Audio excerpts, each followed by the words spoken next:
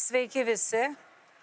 Pradedam su Andrium naują sezoną. Pirmas šiais metais 2024 mūsų pokalbis apie pačius rimčiausius dalykus, kurie mums atrodo svarbiausi ir jums, man atrodo, norisi apie tai pasikalbėti.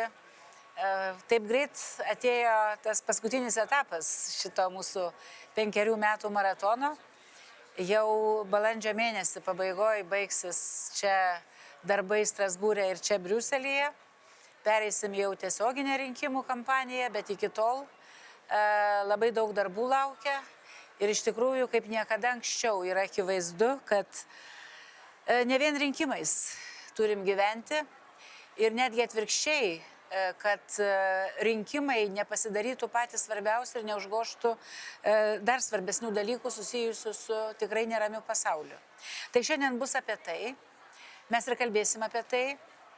Norisi ir patiems susikaupti ir įpūsti tokio didesnio susitelkimo ir tikėjimo, kad mes galim kaip demokratijos, kaip vakarų pasaulis, kaip Europos Sąjunga galim daug daugiau. Nes iš tiesų per šituos naujus metus, kaip niekada daug buvo nuoširdžių palinkėjimų šalia įprastų laimingų metų, žmonės linkėjo net ir šeimose taikos, nes nerimo daug. Žmonės supranta, kad situacija yra ypatinga ir jinai iš tikrųjų stipriai kitokia negu buvo pavasarį. Mes apie tai jau esam kalbėję. Ir jeigu aš pasakyčiau, kad aš esu visiškai rami ir kad man nėra viduje to nerimo, tai būčiau labai nenuoširdi. Yra daug to nerimo. Ukraina ginasi, stovi. Mes, kai dabar kalbam su Andrium ir rašom šitą video, kaip tik tai Lietuvoje lankosi prezidentas Vladimiras Zelenskis. Ir netgi šiuo atveju aš tai pagalvojau, kad Zelenskio atvykimas į Lietuvą yra daugiau mūsų nuraminimas, negu kai anksčiau būdavo, kad visi važiuoja į Kijevą ir į Ukrainą. Tai Zelenskio atvykimas yra tokio įkvėpimas, kad mes turim padaryti dar žymiai daugiau. Ir ne tik Lietuva. Taigi nekalbėsiu čia apie tai, kodėl ta situacija pasikeitė, apie tai daug kalbama Lietuvoje, visuose analitiniuose laiduose, straipsniuose, visi supranta, kad jinai iš esmės pasikeitė lyginant su pavasariu. Tuo tarpu vakaruose turbūt mes čia jaučiam, dar tik ateina toks supratimas ir toli gražu ne visiems, kad ta situacija jau niekada ir nebus kitokia, kad mes perėjome į tokį ilgalaikio karo etapą. Ir dabar turim permastyti ir čia savo žingsnius, veiksmus. Lietuvoje Gabrielius Landsbergis iškėlė labai teisingai laiku, nors daug ką ir nustebino turbūt šitą mintį, kad mes patys turim peržiūrėti savo įvairias strategijas ir dalykus. Iš kitos pusės turim nepasiduoti ir rusų labai norimam įpūsti mum tokiam naratyvui, kaip dabar madinga sakyti, kad to nerimo būtų dar daugiau, kad mus paralyžuotų, kad vakarai ir mes taip pat išsigastumėm, bijotumėm. Man vakar vakare teko tiesiogiai bendrauti ir su Ursula von der Leyen, su komisarais iš Europos liaudies partijos. Ir Ursula von der Leyen ir mum bandė pasakyti, klausykit, iš kur čia tas dabar toks nusivylimas, mes galim, mes turim padaryti, mes tiek daug padarėm. Ir aš matau, kad jinai iš tikrųjų yra nusiteikusi tam, kad vėl po naujų metų, sugrįžus visiems, užkurtų tą mechanizmą tokį, kad Ukraina gautų ir pinigus reikalingus pažadėtus tos 50 milijardų ir kad mūsų gynybos pramonė būtų įkurta, bet aš čia sustoju. Jau truputį per daug tos įžangos. Aš turbūt ir aš pati ir žmonės laukia tokio įkvepiančio Andriaus Kubiliaus žodžio, nes aš prisipažinsiu, irgi kartais būna taip, kad pradedi galvoti visus juodus scenarijus, bet kai susitikė Andrių, pasišneki ir atrodo, kad gyvenimas netoks jau ir blogas. Tai Andriau, įkvėpk visus dabar. Sveiki gyvi. Tai jau, man atrodo, teisingai daug sudėliojo ir čia jau to įkvėpimo gal ir pakankama. Kad nebūtų ir per daug, nereikia per nelyg nusiraminti. Tai aš taip pavadinčiau iš tikrųjų, kad karas, keli dalykai, ką jau tu čia sakei, tai tik tai konstatuot. Karas darosi ilgalaikis, tą reikia suprasti. Ir laikas nuo tam tikro emocinio vertinimo situacijos. Taip kaip buvom, sakykime, iki dar 23 metų, praeitų metų pradžioje, buvom tokiam emociniam pakilime, kad tuoj bus pergalė.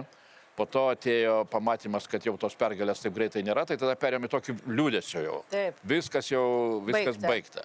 Tai aš sakau, reikia perėti prie tokio racionalaus optimizmo, o racionalus optimizmas reiškia, reikia pradėti žiūrėti Ir objektyvaus. Objektyvaus, į skaičius, kur problemos, ką reikia daryti, taip sakant, nebeužtenka pasakyti, nu, va ten vakarai neremia, tai dabar čia vakarai jau supuvę, viskas jau čia blogai. Tai šitoje vietoje aš pasakysiu, na, per šitą laikotarpį, gruodžio pabaiga, sausio pradžia, aš gavau tokius 2 įkvėpimo šaltinius. Pradžioje irgi tokius šiek tiek emocinius gal, bet paskui dar keletą žodžių apie tą racionalumą. Tai pirmas šaltinis buvo vadovo taryba vidury gruodžio, kai, nu taip liaudiškai tariant, Orbanas su savo, reiškia, tą... Padėjo vietai. Padėjo į vietą, jisai suvienijo visus kitus 26. Ir jis buvo padėtas į vietą ir pareiškimai dėl Ukrainos tolesnio dėrybų ir narystės iš visų kitų 26 premjerų, kur niekad negalvoja, kad kažką panašaus išgirsi ten iš Olando, iš kokio ten Liuksemburgo ir taip toliau, pasipiktinę Orbanu ir už Ukrainą, tai va čia man... Tiesiog gėda būti su Orbanu. Tai man buvo toks pozityvas, sakau, kad, na, vat, Orbano bent vienas geras daiktas, kas išgaunas iš to Orbano, reiškia, tokios šantažo su Taveto, kad jisai suvienijo kitus 26. Tai čia vienas buvo tikrai labai reikšmingas sprendimas. Dabar antras, na, kadangi tikrai tą laikotarpį čia per tarpušventį, kažkaip pabūni daugiau namie, turi laiko, tai išsitrauki iš lentynų knygų. Ir vieną knygą iš tikrųjų man kažkaip irgi padėjo taip susigrąžinti tokio racionalaus optimizmo, kai tu pamatai, kad istorijoje yra buvę labai panašių periodų. Tai gal nežinau, gal kokią 5 ar 6 Čerčilio biografiją. Naujo vieno iš istorikų parašyta, labai gerai parašyta, lyg ir nieko ypatingai naujo tai nesužinai, bet kai tu matai Čerčilis ir Antrasis pasaulinis karas ir kaip viskas juda, kaip Britanija nepasiruošusi, trūksta ginklų, Čerčilis vienišas ten kovoja, galų gale tampa premjeru, tada karas ten vėl sekasi, nesiseka, emocijų bangos, reiškia, visaip svyruojančios. Tai kažkaip man tas leido pamatyti ir tą Ukrainos situaciją ir mūsų reakcijas, tokiam šiek tiek kitam pavidėlė. Dabar dėl racionalumo. Tai jau mes gal čia ir esam kalbėję, aš nežinau, bet aš pats savo kažkada pasidariau gruodžio mėnesį irgi tokią labai paprastą išvadą. Kodėl karas įstringa?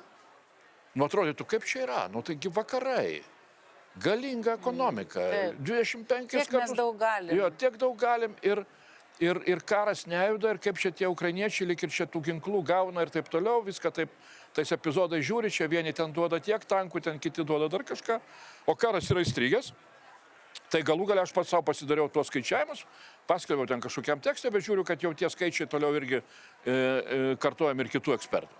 Tai 23 metais Rusija karui išleido 100 milijardų eurų ir daugiau, ne visi duomenys jų yra skelbiami. Ukraina kartu su visa vakarų parama, iš ES atėjusi, iš Vokietijos, iš Lietuvos, iš Jungtinių Amerikos valstijų, išleido 80 milijardų karui. Kitaip sakant, materialiai abi pusės stovėjo labai apylygiai ir net Ukrainos pusė materialiai buvo, na, sakykime, mažesnė. Tai negali tikėtis, kad esant tokiam materialiam balansui, Ukraina galėtų labai lengvai laimėti. Dabar iš to iškyla klausimas, o kodėl taip yra? Kodėl vakarai negali duoti daugiau? Na tai čia dabar pasirodė labai vertingas, vėlgi aš čia visur bandau reklamuoti, Estijos gynybos ministerijos ekspertų toks tekstas, su vėl tokia racionalaus optimizmo doze. Jie labai aiškiai vertina, kodėl taip yra, kodėl vakarai negalėjo duoti daugiau.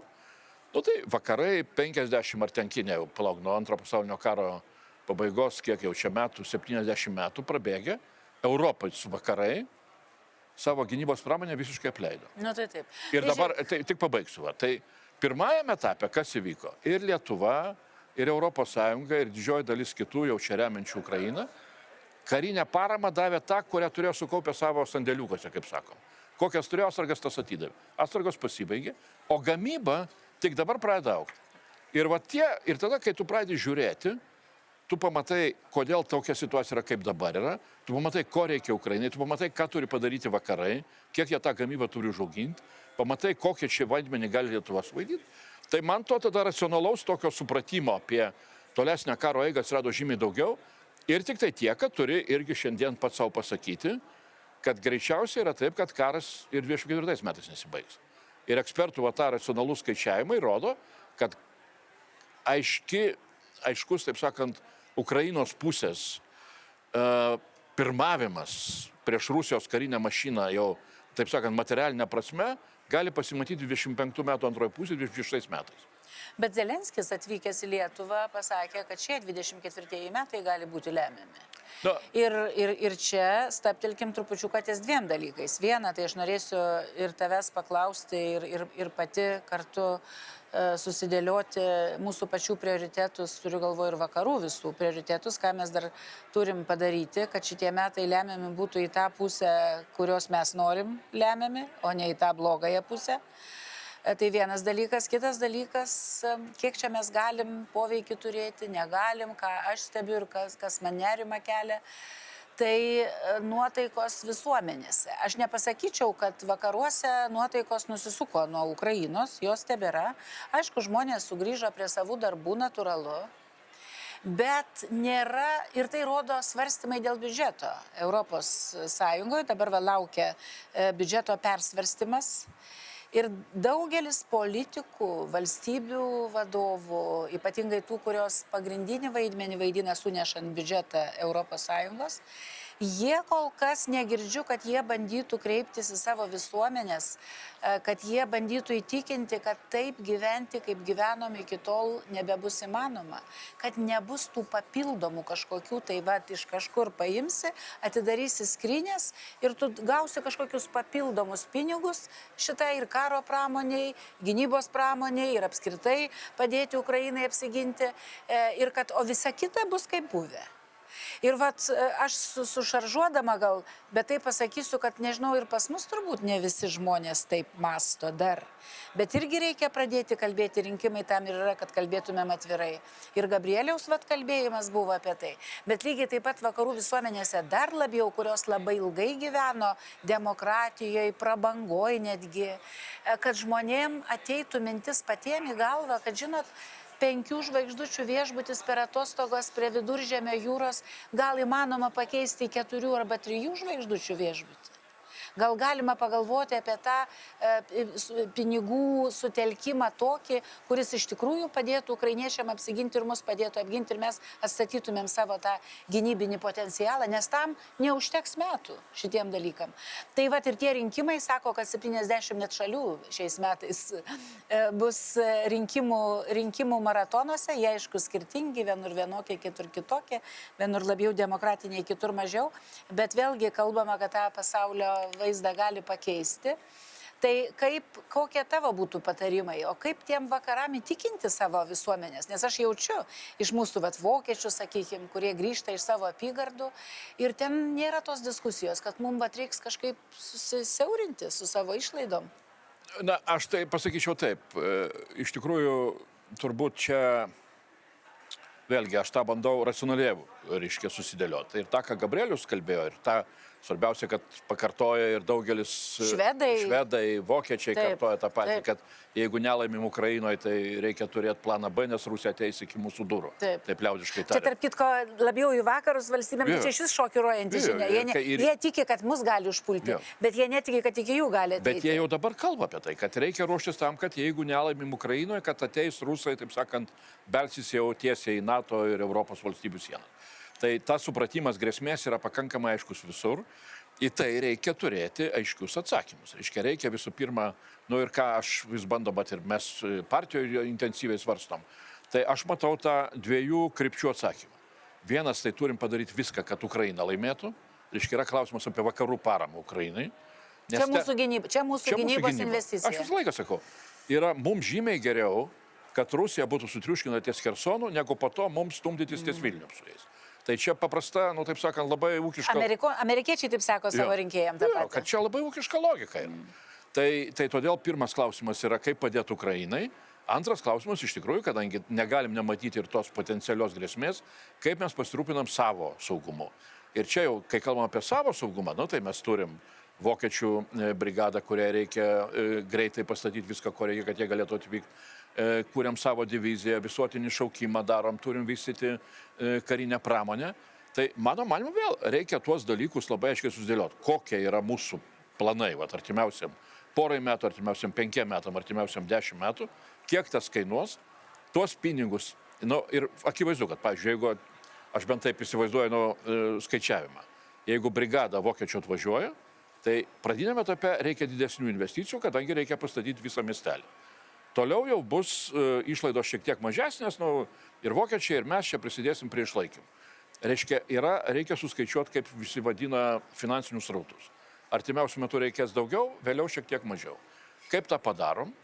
Ieškom papildomų lėšų iš kur, reiškia, iš bankų sulitą mokestį imam, ar dar galvojam apie gynybos mokestį. Tuos dalykus reikia susidėlioti. Ir rinkimai bus apie tai.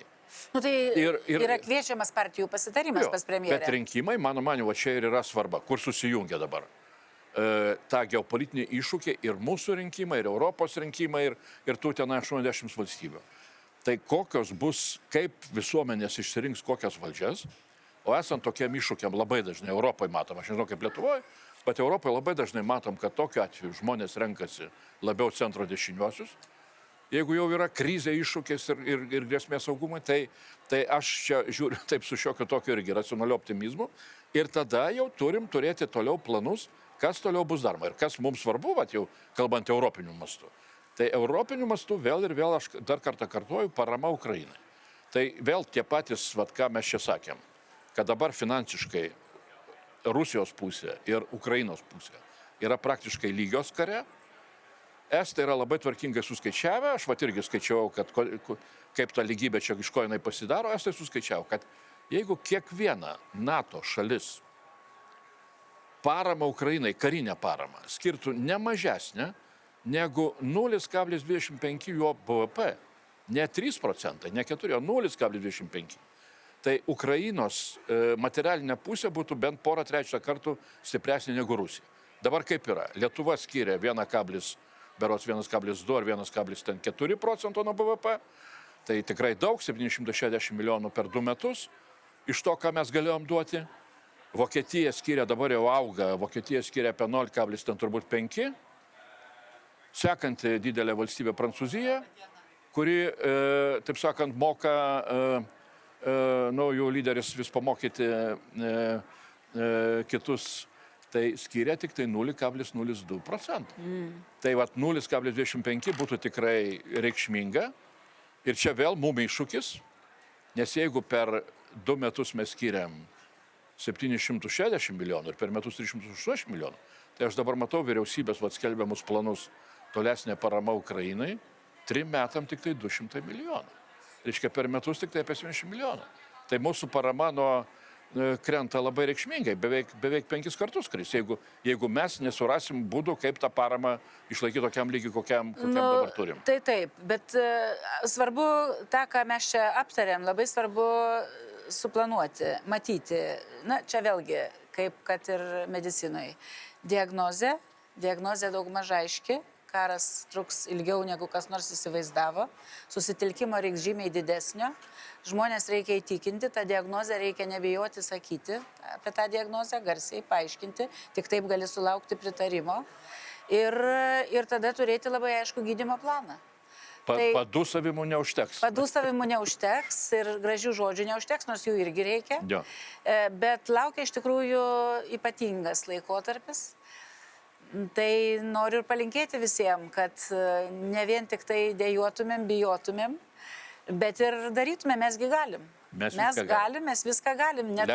Lengvas kelias ne mūsų kelias. Ne tam mes čia įsisegėm neužmirštuolės, kad vien tik tai galvotumėm apie praeitį. Neužmirštuolė šiais metais reiškia ir apie tai, kad mes turim vėl ir vėl ginti tą patį, ką gynėm sausio 13-ąją tuomet. Taigi visiems sėkmės ir su pergalės diena.